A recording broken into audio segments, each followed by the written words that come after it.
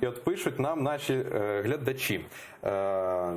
Яніно, 28 років мад'яри тишком анексували Закарпаття в плані мови та національної ідентичності. І це вихід газети «Карпаталія», де частина Закарпаття у кольорах Угорщини. Це другий фронт війни? Так, це другий фронт війни, і це найнебезпечніша історія, яка може бути Донбасом 2.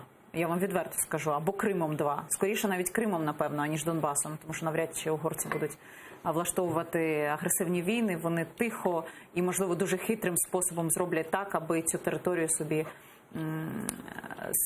долучити. Так, цього варто боятися. Як Схід, так і Закарпаття. Мені здається, що останні 5 років вкрай мало зроблено для того, щоб ці люди зрозуміли врешті, в якій країні їм жити, з ким їм жити, ким вони є. Так само, як і 13%, які голосували за Медведчука, вони не знають, хто вони є. Олівер Стоун, друзі, випустив фільм, згадайтеся з 3 разів про кого, звичайно, про Путіна. І в цьому фільмі є фраза, що вона звучить наступним чином: «Я до Путина, до встречи, разговора с Путиным даже не подозревал, что есть Украина». Так от, мені кажеться, що ці 13% якраз теж не підозрюють, що є Україна.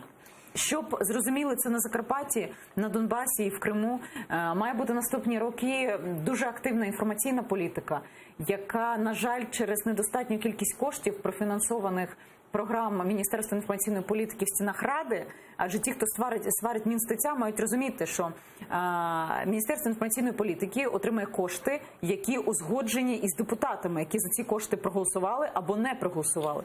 Відповідно, якщо європейці витрачають 5 мільйонів євро на боротьбу з російською пропагандою, спитайте, друзі, скільки витрачає на це Україна. Це просто копійки.